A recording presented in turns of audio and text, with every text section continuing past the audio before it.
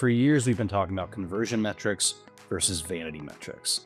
In the old world of search marketing, conversion metrics were pretty simple. You had impressions that led to clicks, that led to page views, that led to form fills, phone calls, and calendar bookings. But with AI, it's a little bit different.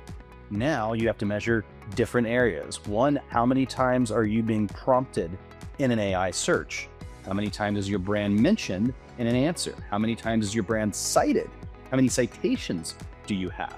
And then how is that leading to page views? And then of course, the form fills, the phone calls, and the calendar bookings. This is the new world. That's why you wrote a blog about all the AI visibility metrics and where you can go to measure just how impactful your SEO and AIO strategies really are. Check it out.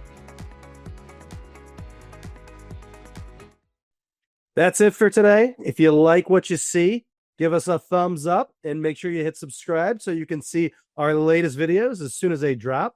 We really appreciate you watching. See you next time.